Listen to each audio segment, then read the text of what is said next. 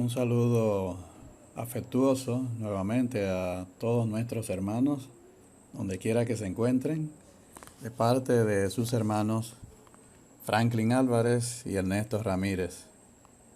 Seguimos dando cumplimiento al desafío que nos lanzara el apóstol Pablo en Efesios capítulo 5, versos 15 y 16, donde nos dice: mirad pues con diligencia cómo andéis, no como necios, sino como sabios, aprovechando bien el tiempo, porque los días son malos. Nos damos cuenta del valor de la oportunidad que se nos presenta hoy para todos los cristianos en este tiempo de crisis.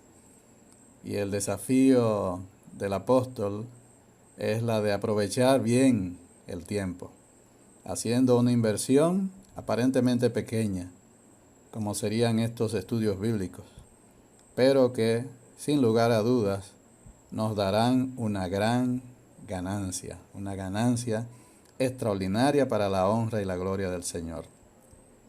Así que entramos en la 9ª entrega de esta serie de estudios de Primera Tesalonicenses, preparada por nuestro hermano Franklin Álvarez, con la colaboración de Ernesto Ramírez, quien le habla. Y entramos ahora en el capítulo 2, o seguimos en el capítulo 2, y vamos a ver el versículo 3. Pero para tomar toda la idea, vamos a leer desde el versículo 1 de este capítulo 2, donde nos dice, en Primera Tesalonicenses, capítulo 2, verso 1, dice: porque vosotros mismos sabéis, hermanos, que nuestra visita a vosotros no resultó vana, pues habiendo antes padecido y sido ultrajados en Filipos, como sabéis, tuvimos denuedo en nuestro Dios para anunciaros el Evangelio de Dios en medio de gran tribulación. Y el verso 3, que es el que vamos a estar tratando en esta oportunidad, nos dice: porque nuestra exhortación no procedió de error, ni de impureza, ni fue por engaño.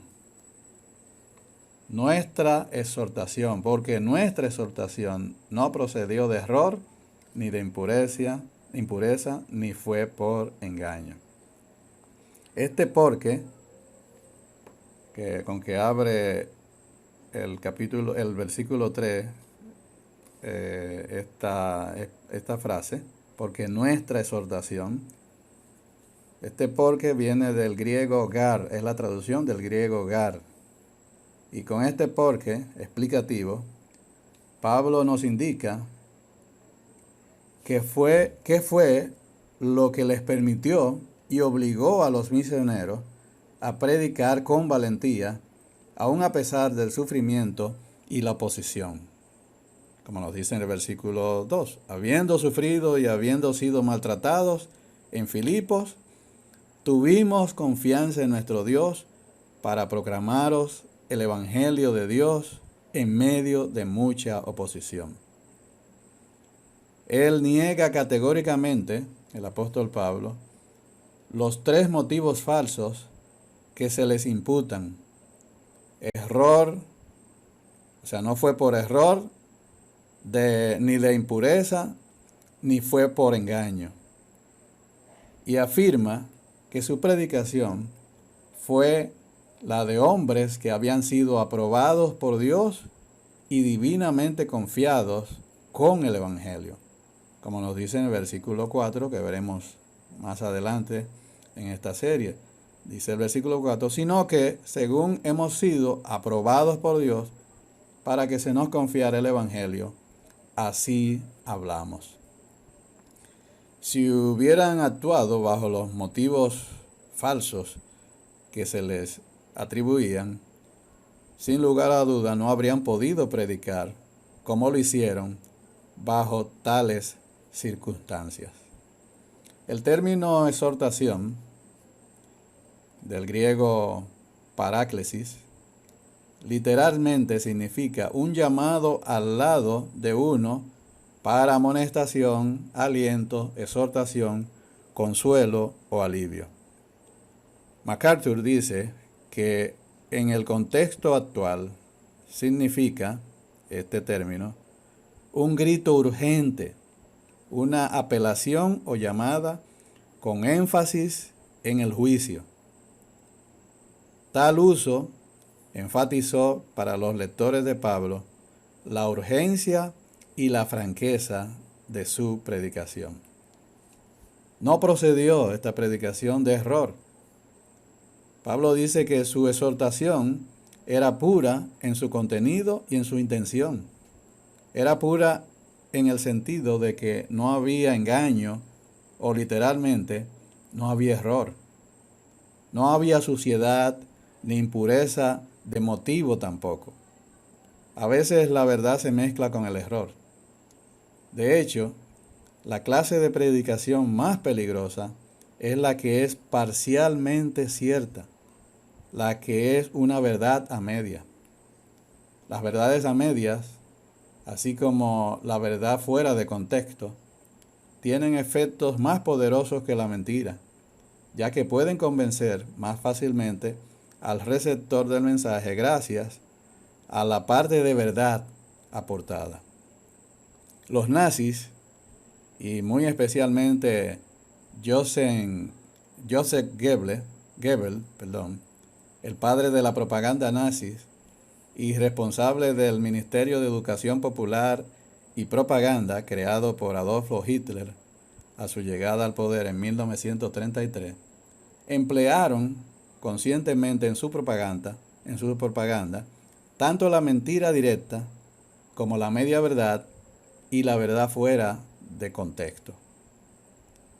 Ese ha sido siempre un método que le ha dado mucho provecho a Satanás.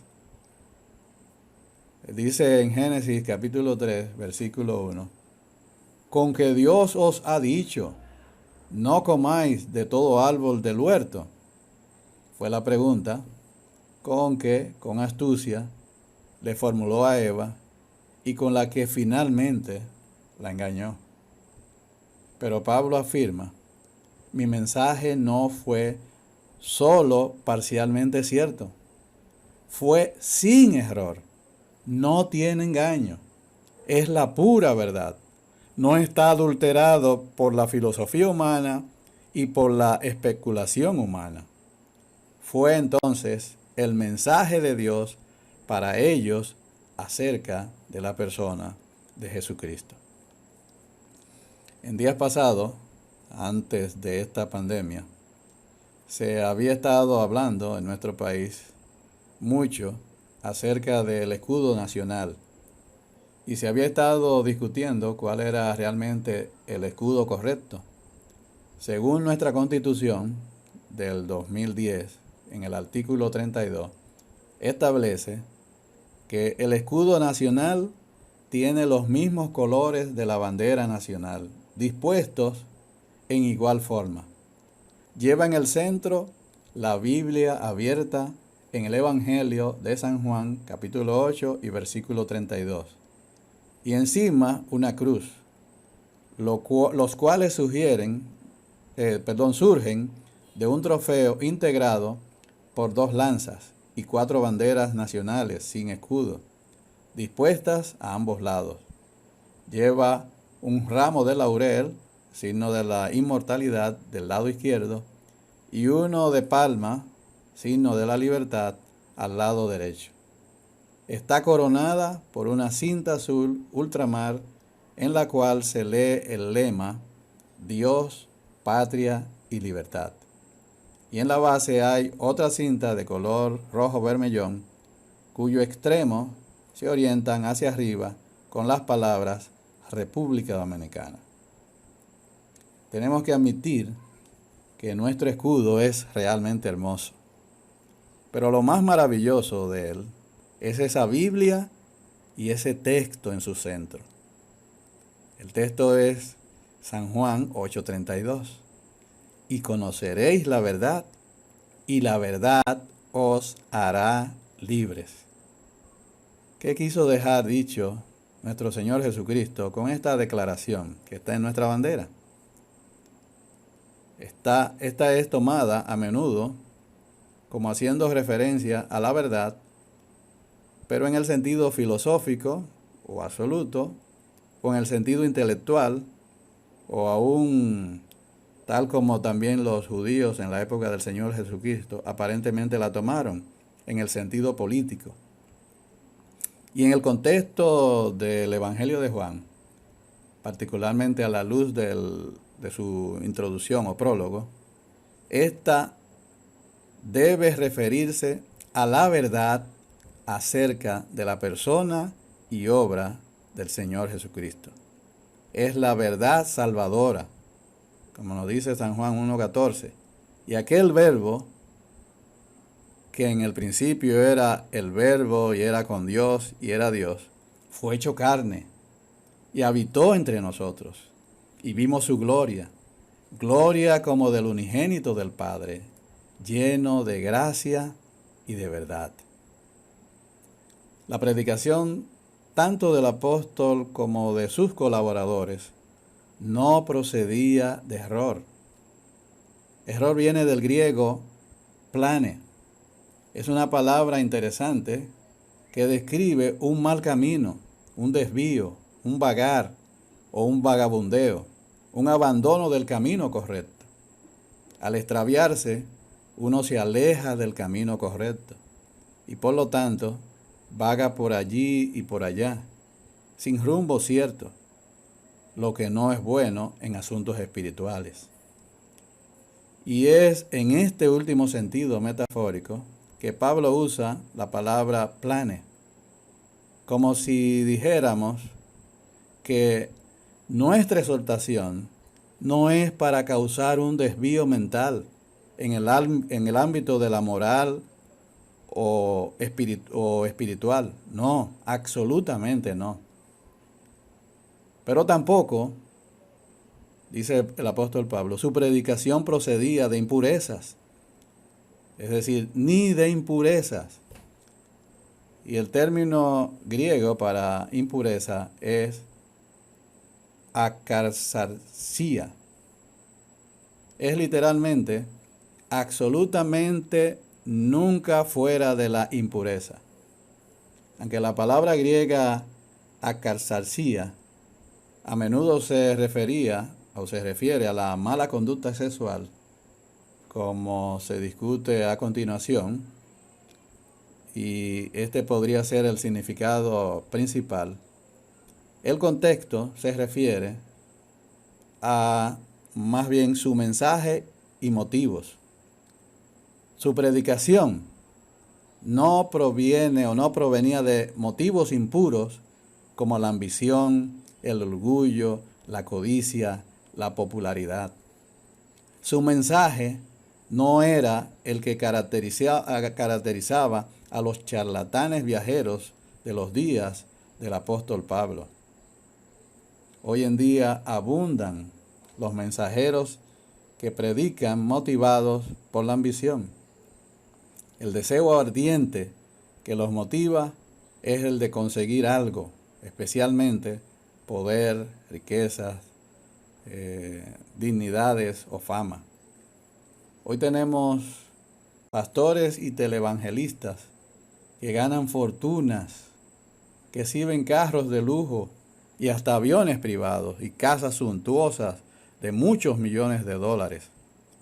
Y uno se pregunta, cuando el Señor y sus apóstoles hicieron tal ostentación de riqueza. Sin lugar a dudas, el mensaje del apóstol Pablo no procedía de tales impurezas. La BBC News hace unos meses publicó un reportaje titulado "Los televangelistas que se enriquecen gracias a los estadounidenses pobres". Y entre otras cosas decía que el telepredicador Todd Combs toma una Biblia en sus manos y le pide a los televidentes que se comprometan a donar una cantidad concreta de dinero. No lo pospongan, dice él, no lo pospongan. Pero enfáticamente y llamativamente, Cons siempre se refiere al dinero como una semilla de $273, una semilla de 333, una semilla de retorno. Asegura que si sus espectadores plantan una semilla, el monto regresará a ellos multiplicado. Es una inversión en su fe y en su futuro, dice él. Y qué pena. Pero debemos saber que esto no es más que el cumplimiento de una profecía de lo que ocurrirá precisamente en estos últimos tiempos. El apóstol Pedro, en 2 Pedro, capítulo 2, versos del 1 al 3, nos dice: pero hubo también falsos profetas en el pueblo, como habrá entre vosotros falsos maestros, que introducirán encubiertamente herejías destructoras, y aún negarán al Señor que los rescató, atrayendo sobre sí mismo destrucción repentina. Y muchos seguirán sus disoluciones, por causa de los cuales el camino de la verdad será blasfemado, y por avaricia harán mercadería de vosotros, con palabras fingidas. Sobre los tales, ya de largo tiempo, la condenación no se tarda, y su perdición no se duerme. Dice Pedro que por avaricia harán mercadería de vosotros.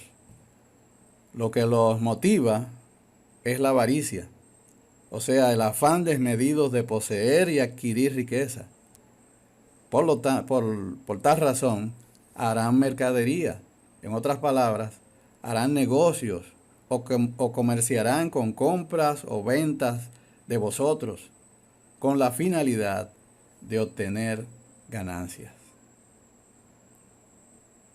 Y nos dice el apóstol, como tampoco nuestra predicación fue por engaño. No fue por engaño. Continúa él alegando. Warren Wiersbe explica que la palabra traducida engaño, mentira, deja la idea de cebar un anzuelo. En otras palabras, Pablo no atrapó a las personas para que se salvaran, como un vendedor inteligente atrapa a las personas para que compren su producto. El testimonio espiritual y la venta cristiana son diferentes. La salvación no se encuentra al final de un argumento inteligente o una presentación sutil. A menudo escuchamos: no me importa cuál sea su método, siempre y cuando su mensaje sea correcto. Pero algunos métodos, hermanos, no son dignos del Evangelio, son baratos, mientras que el Evangelio es un mensaje costosísimo que requirió la muerte del único Hijo de Dios. Muchos de esos métodos son baratos, mundanos, centrados en el hombre, mientras que el Evangelio es un mensaje divino, centrado en la gloria de Dios. Hoy vemos a predicadores echar mano a cualquier medio con el supuesto propósito de ganar a los pecadores. Asimismo, las iglesias recurren a todo tipo de cosas con tal de alcanzar a los inconversos. Grupo de punk rock, rock and roll, rock pesado, hip hop, rap, bachata, merengue y todo tipo de música mundana tienen hoy cabidas en nuestras iglesias. Hay quienes sostienen que la música es neutra, o sea, no es moralmente ni buena ni mala, pero todos o casi todos sí están de acuerdo en que ella no solo es un medio de comunicación, sino un potente medio de comunicación. Pudiera ser que el texto de una canción sea bíblicamente y doctrinalmente correcto, pero si el modo en que es comunicado, el tipo de música que es utilizado, no es el adecuado, afectará seriamente el mensaje. Usar música que estimula las pasiones más bajas del ser humano, sin duda, hermanos, que entorpecerá el poder del mensaje de salvación. Pablo dice, no utilicé medios indignos del Evangelio de Dios. Así es que, queridos hermanos, sigan pensando en estas cosas. Oren siempre al Señor para que sus hermanos Franklin Álvarez y Ernesto Ramírez, ancianos por la gracia de Dios del Templo Bíblico Central de Puerto Plata, sigamos aprovechando esta cuarentena y podamos mañana, Dios mediante, continuar con nuestra serie de estudios. Y recuerde que si usted ha recibido alguna bendición a través de esta serie de estudios, nos gustaría que nos los haga saber. Que el Señor les bendiga.